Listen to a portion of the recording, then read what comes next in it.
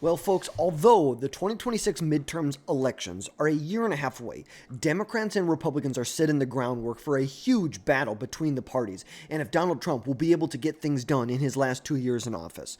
The midterms will be a test for the president in an environment that is not typically friendly to the incumbent party. So today, we are going to be looking at the 2026 midterms and looking at some of the most competitive races on the line that are going to decide control of Congress. Now, we know every 2 years, all 435 voting seats in the House are up for grabs, plus five seats that are non-voting delegates from places like D.C. and Puerto Rico.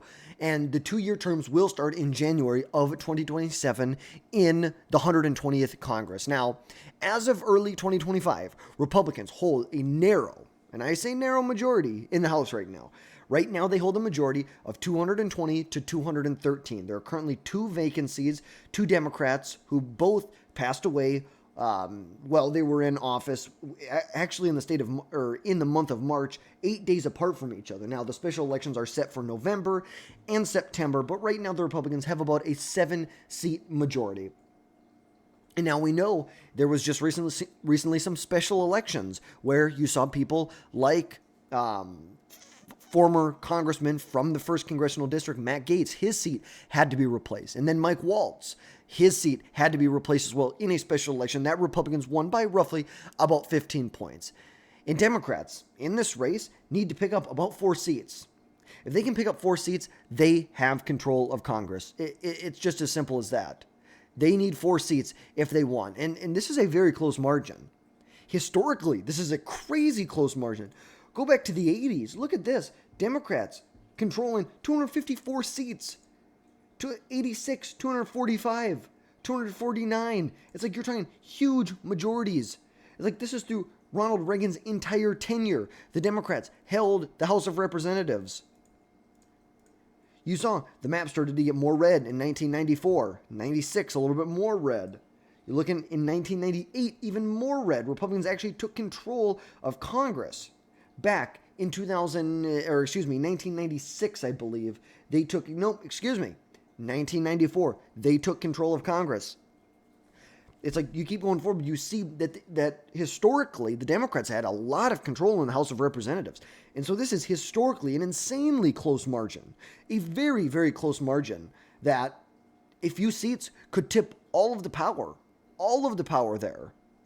And now some Democrats are going to talk about how these special elections. There were just these special elections in Florida's 1st Congressional District and 6th Congressional District to replace Waltz went into the Trump administration as a national security advisor. Gaetz was the AG pick, but then ended up resigning. And these seats Democrats are going to try and say this is going to be indicative of the support that the Democrats have. And, they were able to cut Republican margins in half. It's a special election. There's a lot that goes on in a special election. It is lower turnout elections. And Democrats are the party of high propensity voters. I'm not taking it too seriously. I'm not going to stoop to that level right now to say that Republicans are that in Trump plus 30 seats that we're going to see it cut in the midterm but in half. I just do not see that happening. It's not going to happen. Now, historically, like we said, history shows that the party in the White House often loses houses in the midterm in the House of Representatives. Since 1950, the average loss is around 20 seats in a president's second term. Now, you look at Trump's first term, Republicans lost 41 seats under Donald Trump. Look during Barack Obama's first midterm. Democrats, they dropped 63 seats in 2010. There is just something about, there is a whiplash, there is anger behind the party that is out of power, that this is the election that they can turn out in. This is how they can put sand in the gears of the current administration that is in place right now. Now, in 2024, about 68 districts were decided by less than 10 points. And early projections from 426 that are happening in 2025 right now flag roughly about 10 toss-up seats, 7 that are held by Republicans and 3 that are held by Democrats. And a lot of them are focused in places like California, New York, and Pennsylvania, where they're going to see some fierce fights, even a seat or two in Virginia, where you could see a very fierce fight there. You want to look at places, some very vulnerable places, not only for Republicans, but also for Democrats. Adam Gray, California's 13th congressional district. Then right here, all the way in here, California's 45th congressional district, with Derek Tran, who beat out former incumbent Congresswoman Michelle Steele. Now, we know that it is going to be a very, very close election. California is going to be a big place. New York is going to be a big place too. Look at this. Look at the 22 midterms for Biden. Look at this. Republicans flipped Congressional District 19, CD 17, Congressional District 4, 3. Some pretty big victories for the Republican Party. Fast forward to 2024. Look at this. Democrats, they're flipping a state that Republicans held on to by a point. Look at this. They flipped 22. They flipped 19. They were able to flip 3 and 4. Huge victories for the Democrat Party in New York. These seats are going to decide a lot when it comes to the next election, when it comes to the House of Representatives, who will be in power. And we know voters are going to be driven by big issues like the economy, inflation, jobs, tariffs. Those will be front and center in 2026. It is very, very rare that you get away from those pocketbook issues, the economy, those kitchen table issues. It is really hard for a party to not be popular on that front and to also win elections. It just is. But also, you look at Donald Trump's policies like border security or government reform. That could also fire up his base, but also turn a lot of voters off and fire up the Democrat base. We know there's one thing about Donald Trump. Not only does he fire up the Republican base, but he also fires up the Democrat base. They want to vote. When Trump is in power, they want to vote. Especially, you're looking at stuff like tariffs right now. There's a lot of uncertainty around tariffs on exactly what is going to happen. That is something Democrats are going to jump on. They are going to sit here and they're going to tear that apart. They are going to rip into Republicans. And we had some really, really unfortunate polling in the state or nationwide when it came to the economy. Let's see if I can find it. I know there was something just a little earlier today. Look at this. From interactive polls, for the first time since May of 2021, more voters trust Democrats and Republicans to handle the economy. Look at this. +3 on the economy for the Democrats. Now, do I think this is just a snapshot in time? Absolutely. Do I think there's a lot that's gone on in the economy right now that is putting Republicans at a disadvantage? Of course I do. I think there are things with Trump's rollout of his reciprocal tariff plans that really hurt the administration. He expended a lot of political capital on this race. There's no doubt, or not on this race, but with tariffs. There's no doubt about that. And I think it could have been done a lot better. No doubt about that. Could have been done a lot better where you don't see something like this happen. But ultimately, this is the way things rolled out. This is where we are right now. We need to win this back when it comes to taxes, foreign policy. How did Democrats have a +1 with foreign policy? They're the party that let 13 Americans die in Afghanistan. How do they have a +1 with foreign policy? The Republican Party needs to pull their crap together. Donald Trump and his administration need to... Look, I approve a lot of what Donald Trump is doing. Do not get me wrong. There are a couple things that I'm not very fond of, and I'm not afraid to say that. But overall, the Trump administration has been great. But there are a few of these key factors that they really need to be looking at, especially when you're talking about the economy. Now, I think taxes, I think that's a little overrated. I think when Trump is able to push more tax cuts for middle-class Americans and allow and not allow the expiration of his tax cuts from 2017, I think is going to be huge for the economy. There's a lot of uncertainty in the economy. We need to bring certainty to parts of the economy. When it comes to regulations, deregulation, taxes, what are the taxes going to be? And you also need that with tariffs. You need certainty on what the outlook of business in America is going to look like. You can't get away from that. It doesn't matter who you are. Even Donald Trump, you can't get away from that. You just can't. But so we're going to start by looking at a number of different seats that are really going to determine the 2026, who controls the House in 2026. Now, like we said, we're going to start off with Adam Gray, California's 13th congressional district. Now, this is a district that has roughly, I believe, about 50% Hispanic. The demographics are about 50% Hispanic, with a large workforce of agricultural workers. Roughly, the median household income is about $60,000 here, which is a little bit below the national average. Now, Adam Gray flipped this seat in 2024 after Republican John Duarte held it for, I believe, one term he held it for. Now, Gray only won by about 187 votes. This was the tightest House race nationally. Trump carried this district narrowly in 2024, despite Harris winning statewide. Now, this is a big agricultural district. Agriculture drives the economy in this district. So things like water policy and farm labor regulations are going to be very hot topics. Rural voters worry about inflation and gas prices.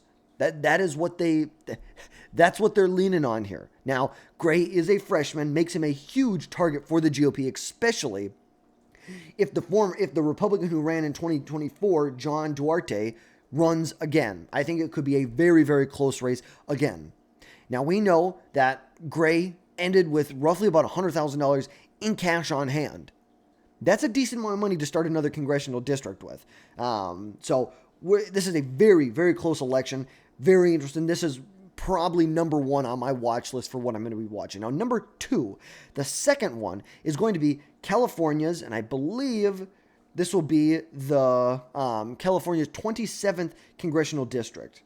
Now, this was with George Whitesides against Mike Garcia, which I believe Mike Garcia was the incumbent Republican from California. You look back at this race in 2022.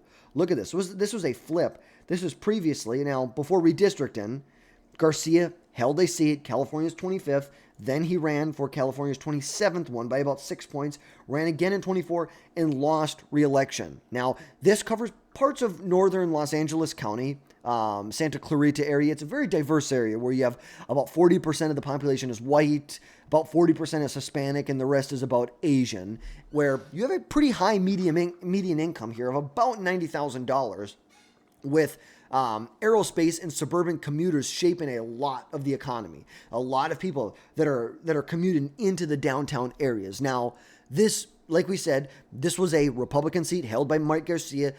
Previously to the election in 2024, he won by roughly about 2 percentage points. So about 2.7 percentage points. The district also voted for Harris in 2024 by only 3 points, making it a very, very swing district.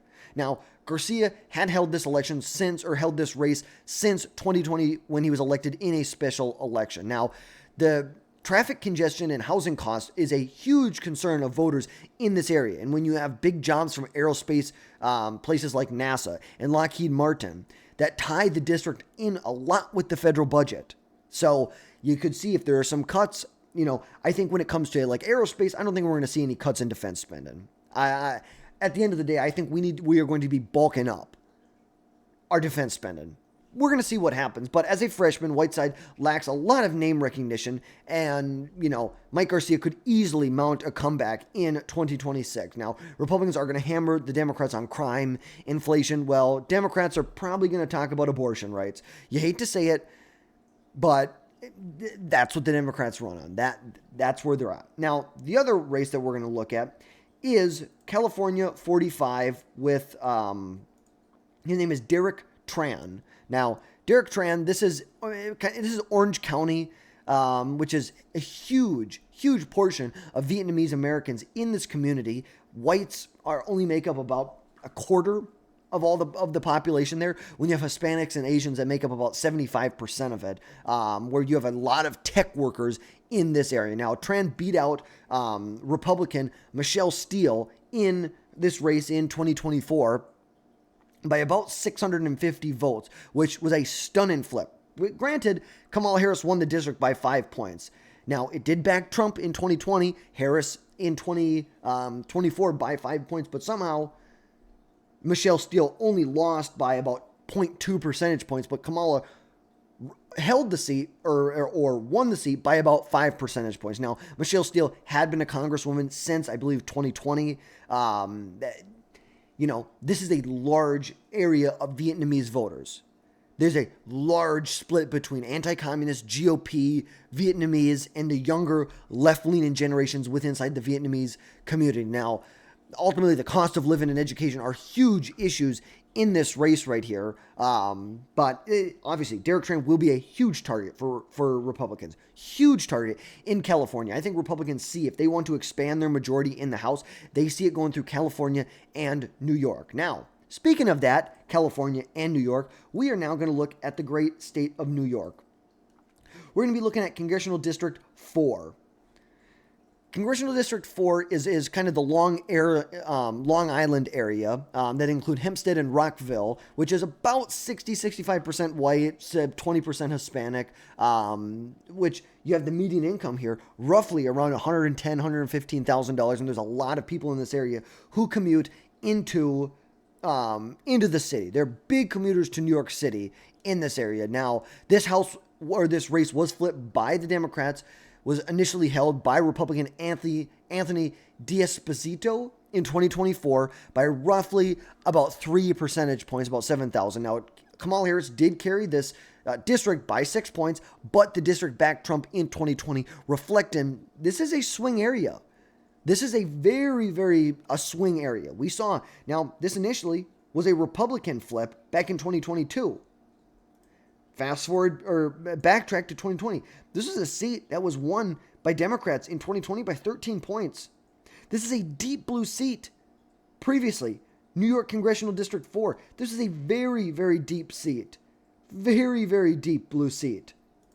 But now, you see, this has become a swing district after some of the redistricting occurred. Now, property taxes and housing affordability, of course, are huge here. Long Island has some of the priciest real estate in the world. And a lot of the crime perception that's linked with New York City and school funded also drives a lot of voters. And there's a lot of split ticket moderates here.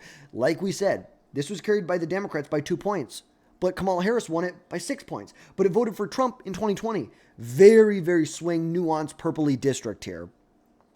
Now, the other one is Tom Suozzi in New York's 3rd Congressional District. This is the North Shore of Long Island.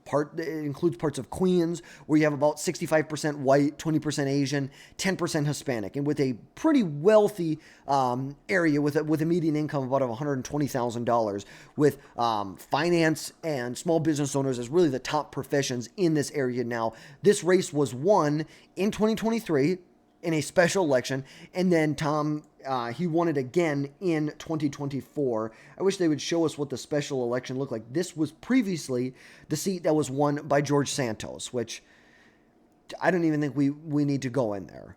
And granted, you go back even further, this was a seat that was initially held by the Democrat, who then went on to flip it in 2023 and win it again. So obviously, historically, this is a, how would you say that? Historically, it is a very swing area. Now, granted, redistricting, it is a different district, no doubt about that.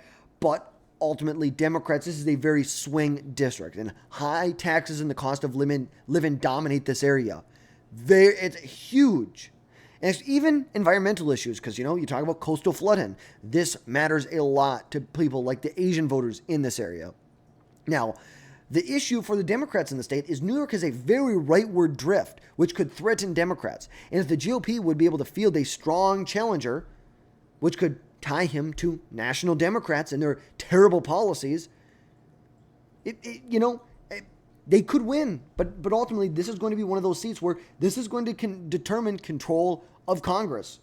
Now, going out to Colorado, we are going to go to Colorado to the 8th district, where we have Gabe Evans. Now, Gabe Evans, this includes parts of northern Denver, which is about 50% white, 50% Hispanic. The median income here is about $75,000, and you have a lot of oil and gas workers. This is a suburban area and a little bit of agricultural area here. Now, Evans flipped this from the Democrat in 2024 by roughly about 2,500 votes. Now, Trump did edge out Harris here by less than a percentage point in 2024, a shift from when Biden won the district in 2020. Now, new districts created in 2020, so it's kind of a limited history here, but ultimately, Biden basically won this area back in 2020. Now, energy jobs clash with environmental policies here. You have housing costs rising in the Denver area. It is spiraling. And Hispanic voters, especially Mexican-American families, are pivotal but split, especially when you're talking about things like crime in 2024. Now, Democrats feel that Gabe Evans, as a freshman, he's a new face on the Hill, and you can most likely see a rematch between these two candidates here, and they could try and tie Gabe Evans to national Republicans, some of the more unpopular positions of the National Republican Party right now. And we know, what are the Democrats going to run on? Abortion and climate change. But granted, Evans did have about $80,000 in cash after his last election going into this. So we're going to see what happens here. I think this is definitely a race to keep your eye on. If you want to know where the country is going, take a look at Colorado 8. Now, moving on to Iowa Congressional District 1. This has been a very hotly contested race going back. Now, Miller Meeks has been in a number of hotly contested races. She flipped Iowa Congressional District 2 back in 2020, and this was the seat. She won by like 8 votes or something like that. And Nancy Pelosi tried to overthrow it. Yeah, she won by 6 votes against Rita Hart. 6 votes. Now, the new district here includes parts of southeast Iowa, including Davenport and Iowa City, where you have basically about 85 or 90% of the community is white here, with a sizable Hispanic population of about 10% here, where you have a lot of manufacturing jobs here. The median income is about $65,000 a year. Like we said, a lot of manufacturing. John Deere, there's education here, the University of Iowa, and there's a lot of farmers, corn and soybean farmers. So you talk about tariffs. Tariffs could hurt this district. Tariffs very much. Look at this. This kind of area, which it's different now, but this area ultimately was won by the Democrats back in 2016, was won by even more by the Democrats in 2018. Now, granted, some of this flipped back to the Republicans, but look at this. Trump's, you have to be careful with these Trump tariffs. You really have to be careful. Now, Miller Meeks won by about 800 votes in 2024, which would be her third tightest race.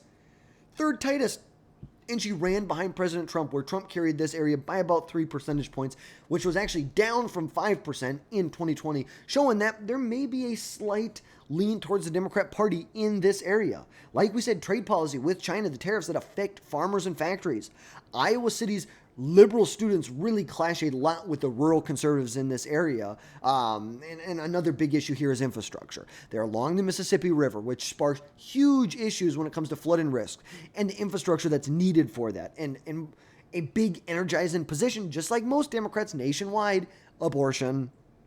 Abortion isn't going to, top of the ballot, I think it's hard for abortion to energize Democrats for the top of the ticket. But when you're talking about down ballot races, 100%. Abortion will do it. That will put them over the edge. Now, jumping over, this has always been a very competitive race.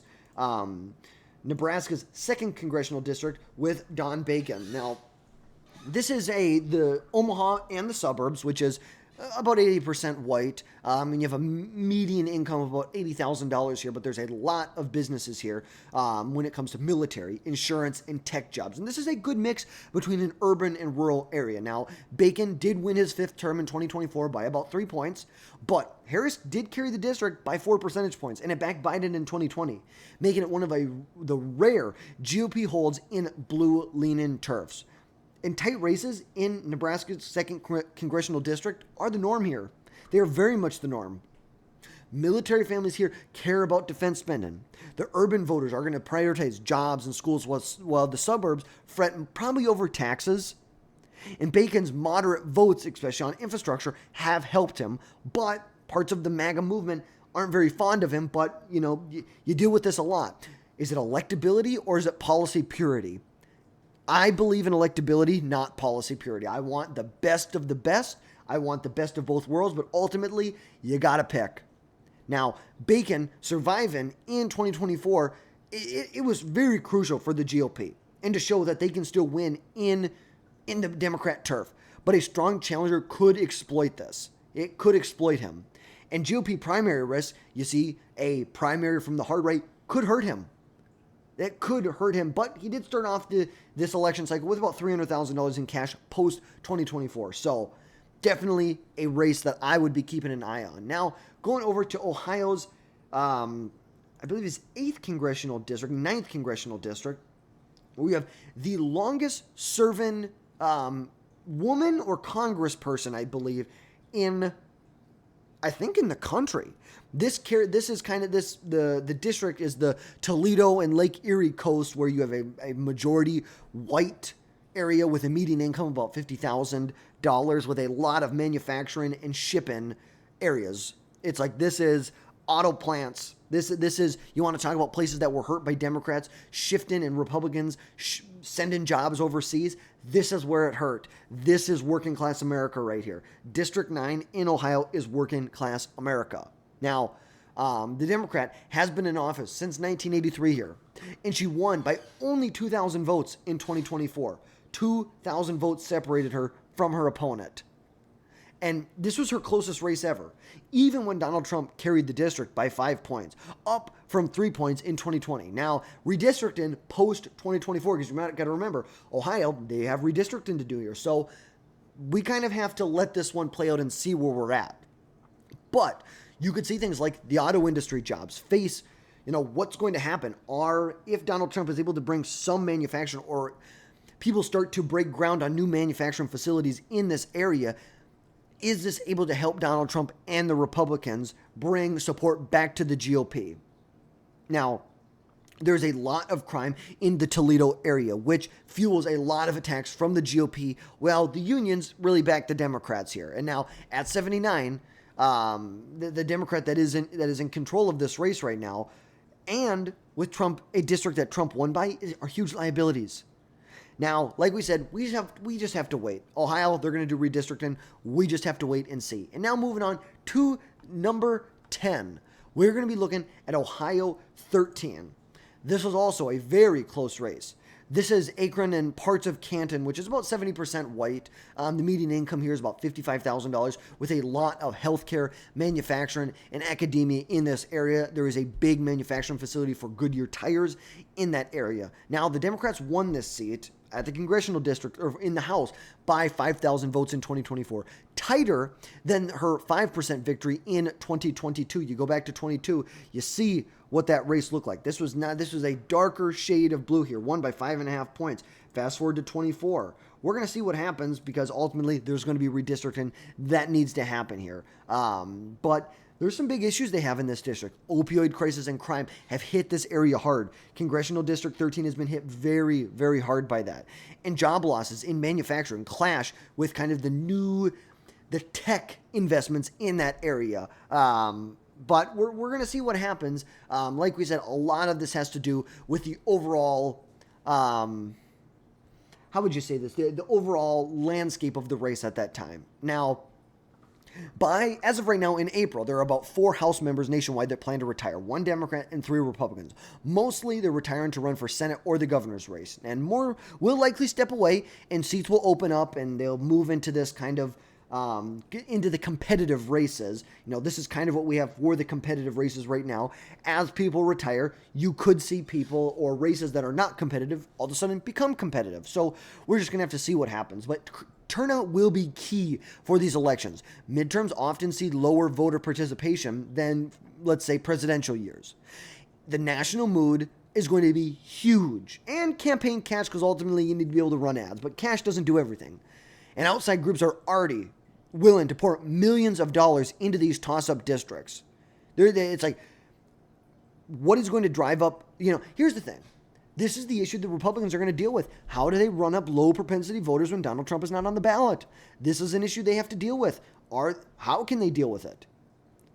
There's a lot of hot button issues that are going to be discussed.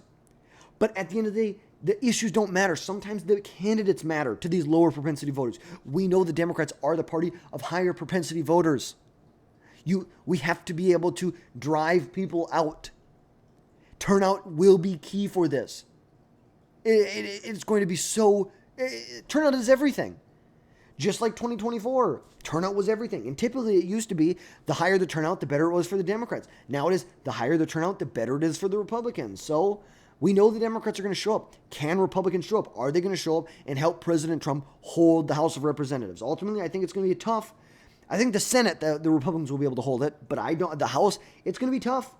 It's going to be tough, but I appreciate you guys tuning in today. Let me know your thoughts down in the comments. Are there any other competitive races you would like me to cover in the future? Let me know about that. And as always, have a great rest of your day, folks.